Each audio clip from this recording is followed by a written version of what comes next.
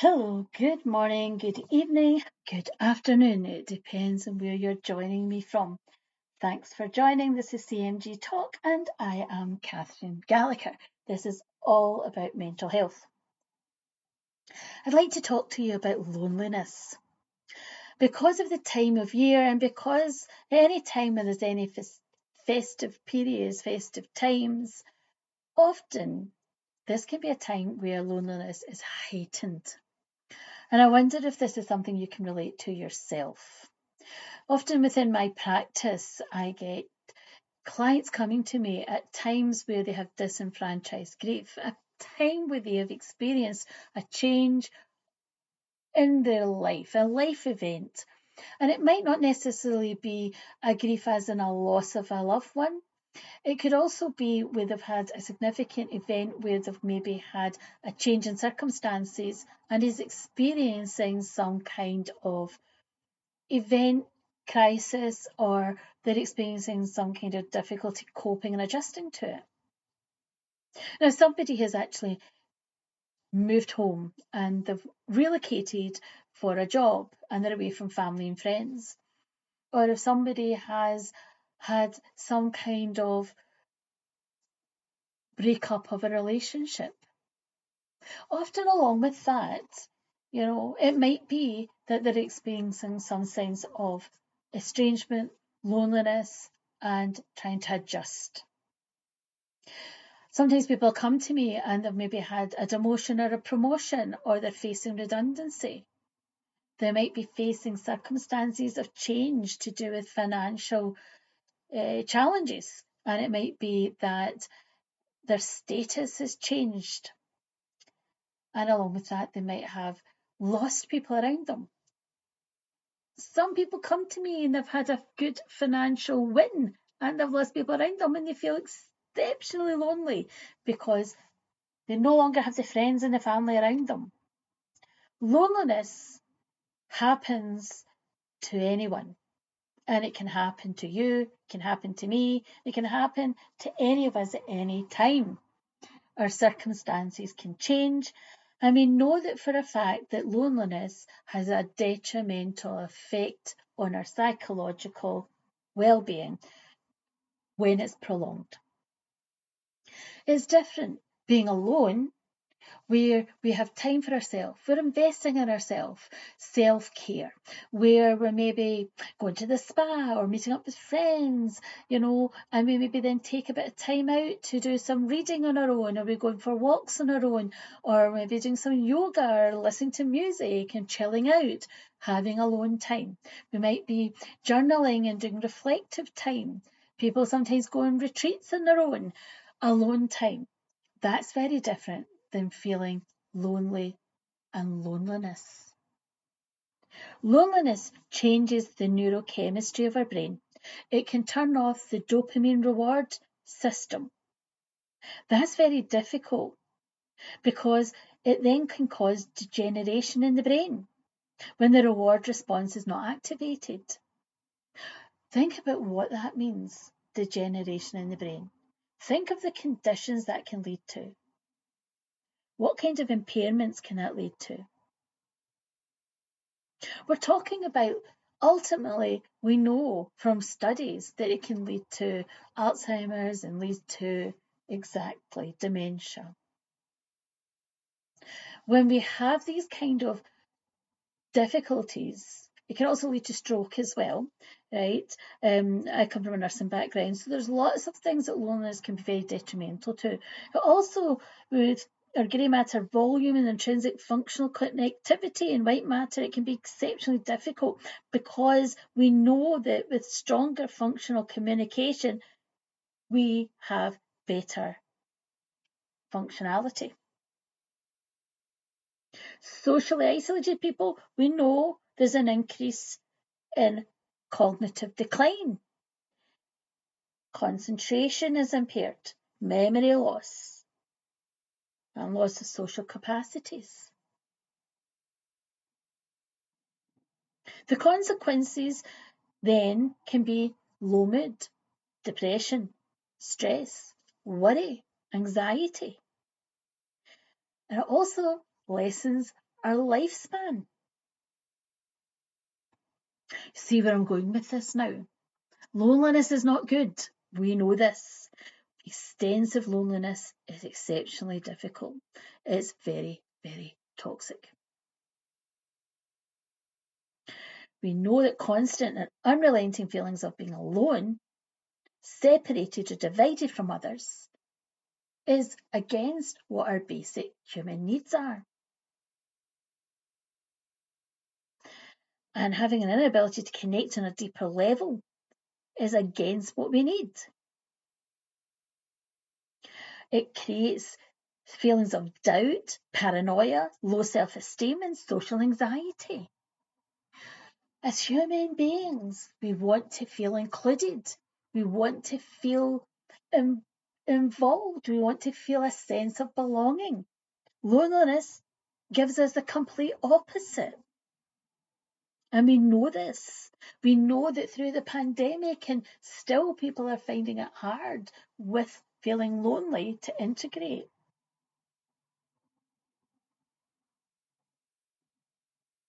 What are the signs of loneliness? Do you recognise these signs? Do you know people around you that could be feeling lonely? Often people feel very doubtful, they're very insecure. They can be very unproductive in their life, can't make decisions, very negative in their thinking all the time, constantly malaise, constantly feel ill, become sick very easily.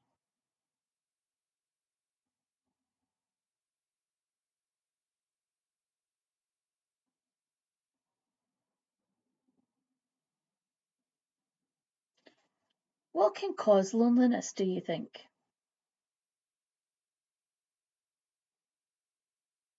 Have you thought about loneliness?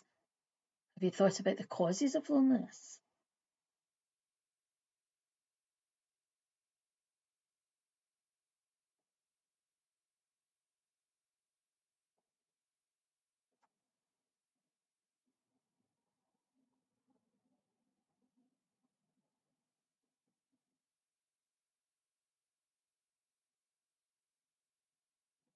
As we mentioned a minute ago, loneliness can be about so many different things. It can be financial, it can be to do with life circumstances and those disenfranchised grief life events when life happens. Think about the impact it can have. Have you ever experienced a sense of loneliness? Because it can cause and it can make us feel fearful, have a very low self worth, and we often can have high blood pressure, heart disease, we can be very reliant on food, we can have a weakness in our immune system. And we've also talked about cognitive decline with dementia and Alzheimer's and these different effects as well. Can anything be done about loneliness, do you think? The most important thing when people come to me, especially when I'm working in my practice, when they come to me and talk to me about loneliness, they'll often talk about not wanting to be a burden to people. They'll often say, I feel really lonely. Catherine, I'm not really sure. I don't want to be a burden, and people are, busy in their own lives, and life is so busy now, and I don't really want people to feel sorry for me. I don't want them to feel pity for me. Right? I just don't want people to think I'm not coping. I don't want them to feel as if I'm making a fuss. And I'll say to them, okay, right, I'm listening to what you're saying. And I wonder what you would do if that was like your family, your daughter, your son, your best friend, if they came to you and said, really struggling, after what's happened to me, with my job change or, the death of my partner or, the long time illness, or, my diagnosis of cancer and everything that I've been struggling with, and I'm just feeling so lonely, and I just haven't wanted to bother people, and I've really retreated, and I've just been really struggling, and I do feel really isolated and very lonely, and my moods have just get so negative, and I'm very aware of it, and I'm snapping at people, I'm very irritable, and I just don't want to bother people. Would you say, yeah, don't come to me because you're a bother and you're burdening me? No, Catherine, I would never say that to someone. If my best friend or family member or anybody came to me and said, that whatever they'd gone through, that they were struggling, they were lonely, I'd want to help them. I'd say, all right, okay. So you would want to help them, but you don't think they'd want to help you. But that's different. Why? Because you don't feel you're important enough. You don't think you'd matter enough. You don't think that you matter the same. Oh no, because here's the thing. When you'd be there for other people, they always want to feel, if they're your true friends and family, they always want to feel that at some point they can be there for you. Of course, sometimes people have something significant going on in their life. And it might not be that they can be there for you in the way you'd want them to be, but they usually will do something. They'll usually try to be there for you in whatever way they can. But you have to give them the opportunity. There's nothing worse than somebody saying, I wish you had told me. Why did you never say it to me? Because nothing is ever unresolvable. You have to speak up. You have to say. And that's the thing that people struggle with when they don't know. Tell me and then we can deal with it. If you don't tell me, I don't know.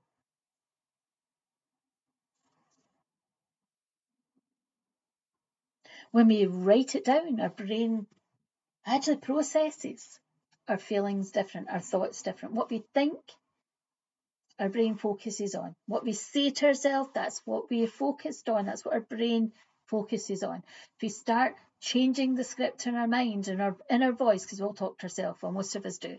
Most of us don't like to admit it, but we all, talk to ourselves. We have that inner voice.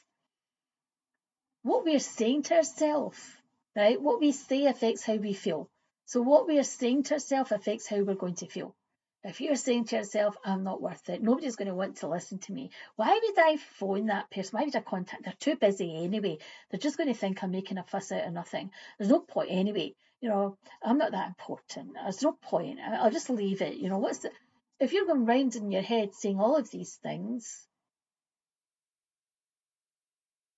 then why is it a surprise then? Would it be a surprise that everything you're feeling is negative?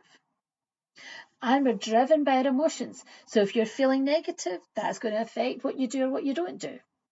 Let's change the script. Writing things down. So acknowledge your loneliness, acknowledge your feelings. Try mindfulness. That can be a very useful tool. Mindfulness. Know when to engage or disengage from the online world. Switch off.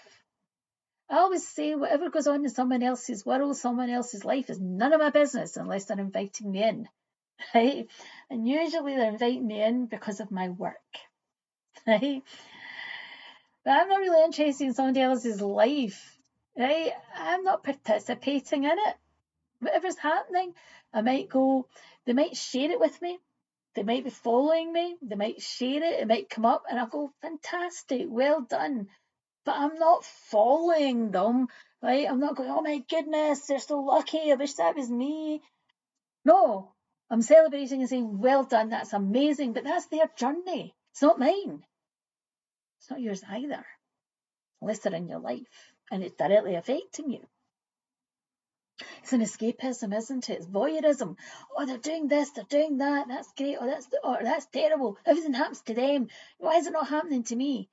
Well, because other things are happening to you, because your journey is unique.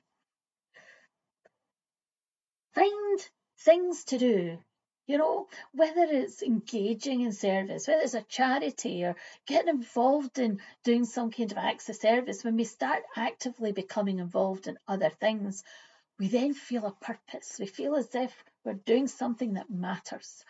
And getting involved in some kind of group activity, whether it's a hobby or an interest, But if we're actually helping other people, it makes us feel good, right? However, sometimes people say to me, I'll say to them, what do you do? And they might say, I'm somebody that loves crafts, and I'm an artist, or I do photography, or I dance, or they might say things like, I just really enjoy doing things like singing, right? I'm in a choir. Or they might say, the thing I love the best and what I'm really, really excited about is I just like to do crocheting, or I like to walk or jog or run, and they tell me all these different activities, right? Sometimes people say my faith, my religion, my faith is really important. I go to my mosque, or I go to my prayer group, or I do reflections, or I do spiritual work, or I go to my church or my synagogue. Wherever you go to, whatever you do, as long as it gives back to you, nourishes you, and it gives you that sense of growth and purpose and inclusion and belonging, that's what's important. And when we talk about the practice and self-care, that's about the well-being. I talk about the 5 well-beings, where you're looking at what you're eating and nurturing your body, nourishing your body. And when you're exercising, and when you're doing things like, and exercising can be walking, it can be running, it can be swimming, it can be jogging, it can be cycling, it can be stretching and doing different types of stretching exercises, whatever's within your limitations. That's really what we're talking about. And when you're doing something, whether you're learning something, whether you're engaging in doing something that's singing, it's all about getting your daily dose, your dopamine, your serotonin, your oxytocins, your endorphins. You're releasing these natural chemicals that make you feel good. Daily dose. So learning to do that self-care is so important. We need good sleep. We need sleep because we recharge, we energize, we heal, we recover, and our body then actually has about 7 to 8 hours, ideally 8 hours good rested sleep, so it can do all of that and it can do its proper job. And if we're getting good sleep, then we're going to feel refreshed and energized. We're also going to be able to function properly, get good cognitive functioning, good decision making. So it's really good to be able to eat properly. Obviously, we can have our occasional treats, right? We can eat well, we can exercise, we can have our good connections, our good relationships, and good support, and hobbies and interests. And it's really important that you have all round, well-being status, and you're taking care of these. Because if you don't, you end up finding that you're not in good sync. Everything's not working well together. Is this making sense? What do you think? Let's come back in a couple of minutes.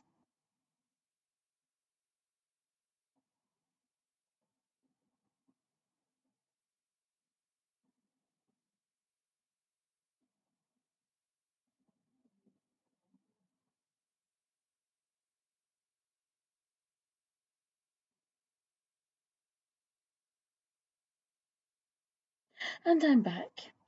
So when we reflect on the loneliness and the connections and what that means, and being able to connect well with family and interacting well with friends. Our family are people that we see as our people that have time and make time and invest with us. And people sometimes will say to me their family are their neighbours, their family are their friends or their work colleagues. They're not necessarily their biological family. And I wonder if you invest in people around you. Do you make time for who are important to you? With this busy life, with busy things that are going on? Because people will often say to me, I find it hard to connect, I find it hard to make time, or I feel lonely and disconnected and I don't want to intrude on other people because they are so busy. But the most important thing in our life, if we're honest, is our relationships and our connections. And making time for people that matter is what matters.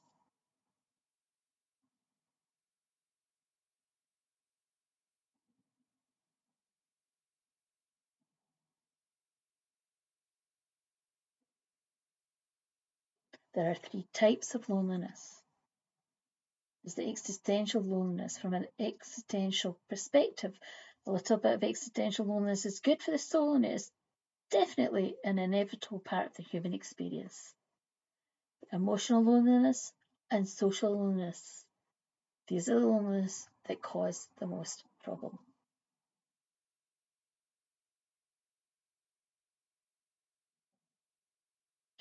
They do talk about loneliness being an epidemic.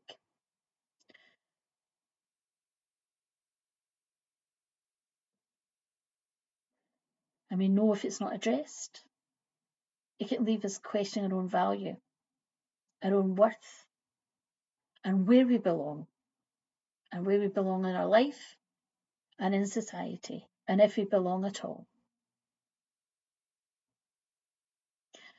And that's where we connect to devices and connect to things that are toxic.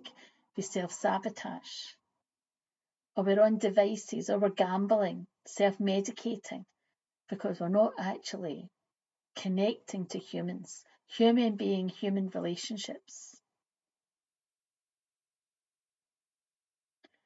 And when we're connecting to devices rather than actually connecting to the people and the person in the room, we're connecting to family and friends and our children, that's when it becomes problematic.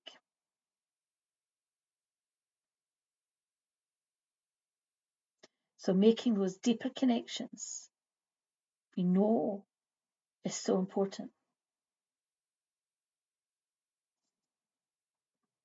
That's why limiting our time online and trying to connect as much as possible in person, or even if you can't do it in person, write to people, right? Make a phone call.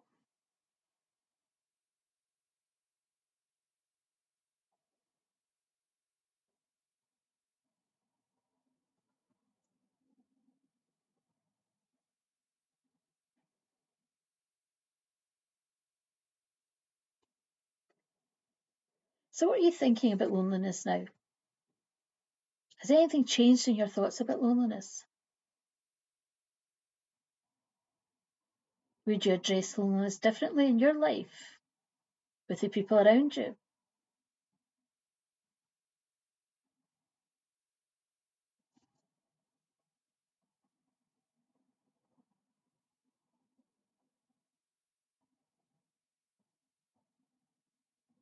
What do you think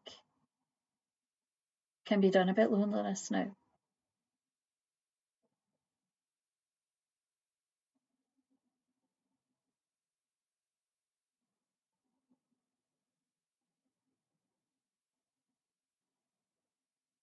Do you think you would reach out to someone?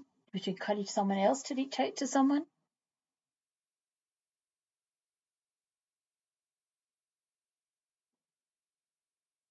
Do you recognise that loneliness can be something that we experience in life?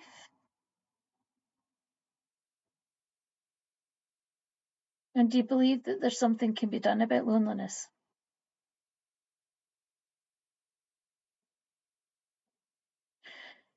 Do you see that loneliness and the fear of loneliness can be used as a motivator to live life more fully?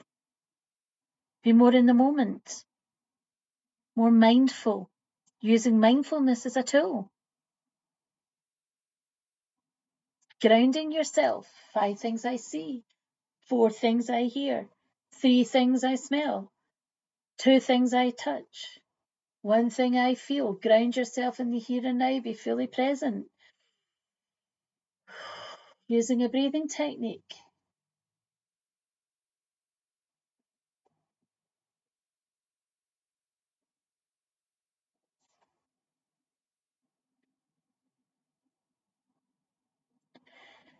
Would you say that a solution to emotional loneliness is to establish and maintain healthy support systems, to invest in your relationships? You need to make time and invest. Deepen your relationships, your friendships, your colleague relationships, and investing in making time, finding common ground. Are you willing to do that, to make the time? Do you already do that? Do you reach out to other people and include them when you feel that maybe they're lonely and isolated?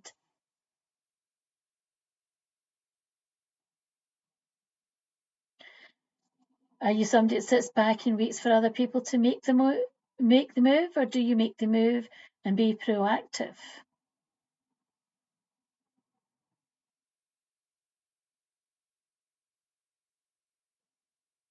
You can be pleasantly surprised when you do that. A text here, a text there, a conversation. Starting that conversation can be so important. I need to talk.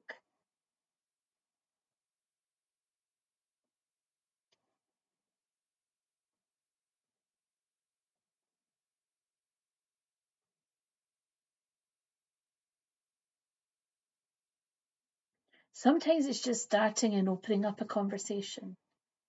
It's been a while since we've had any conversation. I'd really enjoy having a conversation about this because I understand this is something that you know something about. It might be a hobby and interest. It doesn't have to be something deep. It could be something that you just feel there's a common interest there. We're not suggesting that you have a deep, long conversation with somebody you've not spoke to for a very long time. The most important thing is if you're reaching out to someone that you show a genuine interest in how they are. I haven't spoken to you for a while. I'm just checking in to see how you're doing. I genuinely would like to know how are you? How are things going? You might get a response back and saying, well, I'm surprised to hear from you because you haven't reached out to me for a while and I thought you'd forgotten about me, right? Often we think that people aren't contacting us because they don't care. People often don't reach out to us because we haven't reached out to them. It's the emotional reason. If I feel it, it must be so. Unhelpful thinking. Because it's not necessarily true. We've just jumped to conclusions.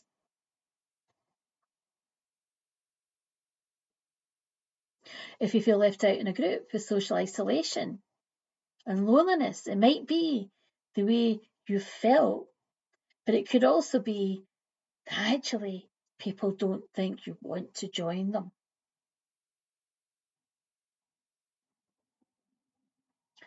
Ask, I'd like to sit with you today, or I see this seat is taken, I'm just going to sit here. If then people get up and walk away, that says everything about them and it's not about you. Just choose not to internalize it. Then majority of people would just go, okay, fair enough, come and join us. But if people choose not to, that's up to them. They're missing out on an amazing conversation with you. It's how you choose to see it. It can be painful when people exclude you. Sometimes, though, it's not intentional, but we always assume the worst, especially if we don't feel good about ourselves. Try a new activity, try a new hobby. Find people that you can connect with around something that is safe or something you enjoy.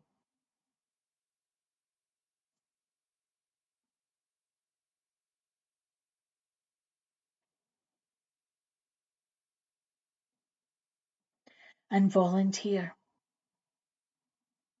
Learn something useful that you can use, that you feel that you've got a skill and a knowledge.